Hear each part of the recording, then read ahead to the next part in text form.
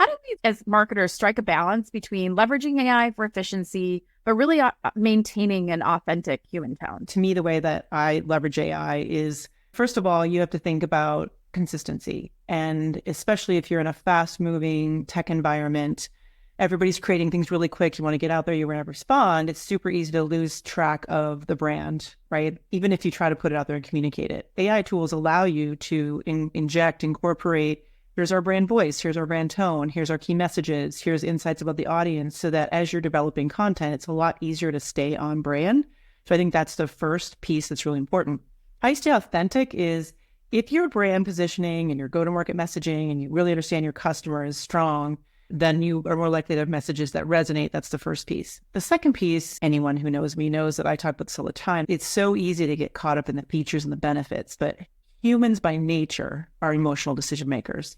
95% of decisions are made emotionally, and then we justify them later rationally. A way to keep your authenticity is to make sure that you're injecting some emotion into what you're putting out in the market. But when you use customers' language, when you tell stories that resonate with them, you create an emotional reaction that is and feels authentic, and that makes your brand stand out. You mentioned fear and emotion, right? And I think about a time in the last year where I worked with a team trying to get them to use AI. And it was a marketing team who did content, demand gen, and product marketing. And I said, go out there and just explore, see what's possible, and regroup to collect everyone's findings. I was fascinated because all of them were like, it's going to take creativity from marketing. Marketing is going to become boring. We're like, it's all over. And they were afraid that this was going to take the fun out of marketing and what makes it so human. So I'm curious, Carrie, what are some best practices for keeping the human aspects of marketing, like creativity and judgment? And how do you link that up with the analytical capabilities of AI?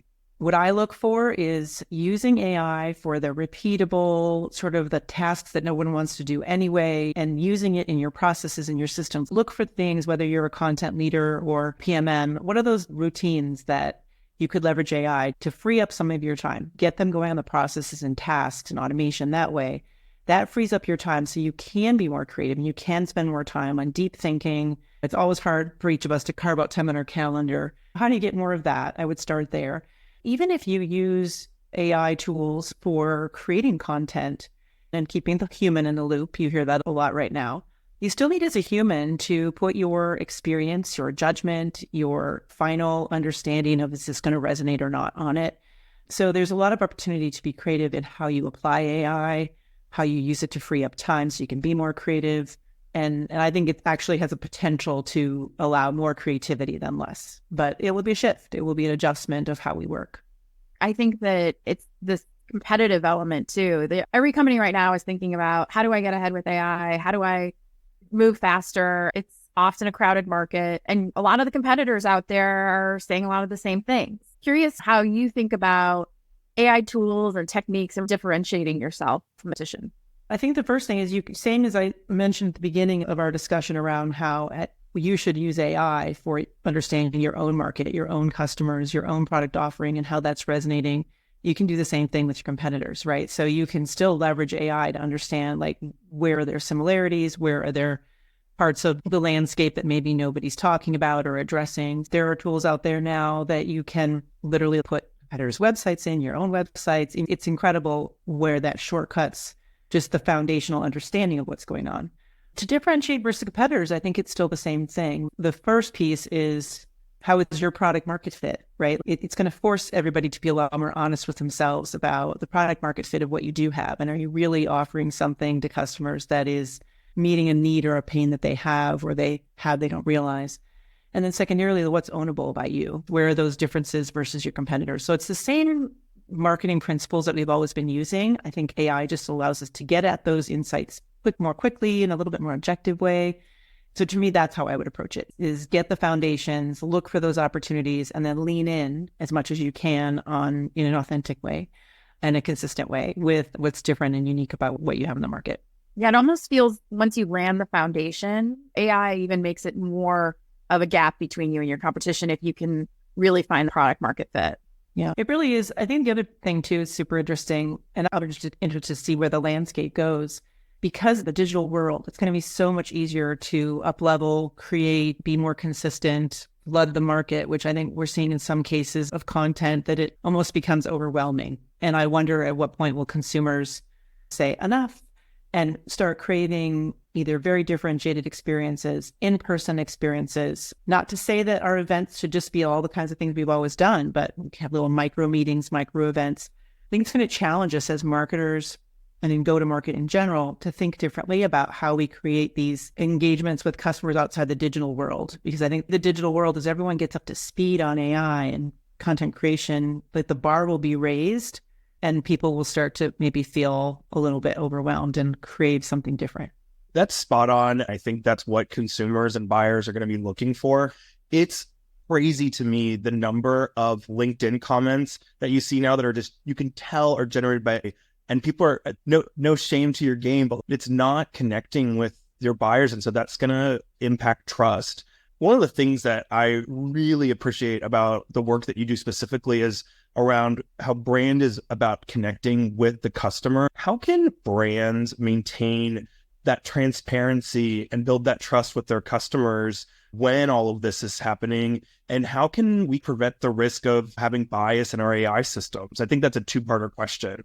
Yeah, the first one, the bias one, I'll hold that one for a second. I've always felt the biggest gift we have as marketers is the feedback that we get from our customers. And in some ways, it's the feedback we get from people who chose not to be our customers even more valuable. When I started marketing, digital marketing was in its infancy. And so the marketing world was create the thing, put it out there, wait a few months to see if it worked, right? So there's a blessing and a curse of that immediate feedback. When you have this opportunity, though, and I think customers now expect to be able to give you feedback immediately on your social channels, through chatbots, whatever those things may be, if you treat that as a gift, as a rich resource for understanding what's still not working for your customers, where there may be gaps, where are the things that you should absolutely amplify and lean in on, what are the things that they really love about you, there's so much information there, whether it's from a Gong call or the chatbot or social feedback and DMs.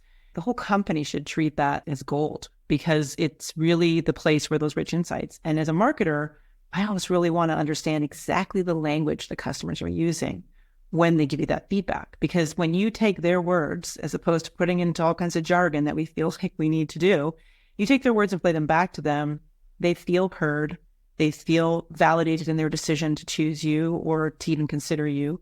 So I think that as marketers, it'll be super tempting to replace that customer voice with whatever comes out of an AI tool that we're using. I think you should make sure you're capturing that customer voice and feeding that into the AI tool and making sure that it's consolidating it for you so that you can use it back. On bias, secondly, I think the most important thing is being aware that it exists and understanding, educating your team on looking for implicit bias, things that may come through in terms of personal bias, right? Gender, race, ethnicity, sexual orientation, religion that may be coming through that I think we think of as human bias, but also be careful about bias amongst markets. So there's a lot of places where if you don't have an AI council yet at your company, you need to get one, establish one. There's a lot of good resources out there now where you can find it. Looking through any of the AI providers have that. As a part of your AI council, you should have some tenets that are put out to the rest of the organization on how to address bias and look for it. And being aware of it is the first piece of addressing it. I think the most important thing is there's some bias that you want to create in the system. I don't know if I call it bias, but if you're using an AI tool that is helping you write content, you're of course going to want to put your tone of voice, your brand guidelines, your key messaging. You're going to want to put all the things in there. So that's important. But you could also put some other guardrails around balanced use of gender pronouns or things like that that can help. But it really is, again, this is the human in the loop. You should not be publishing things that haven't been reviewed by a human. Guys, not ready for that yet. It's important to still take a look at it, somebody who's thinking about it individually in those pieces that are created, but also cohesively and comprehensively across your content. Yeah, I think that's a really interesting point.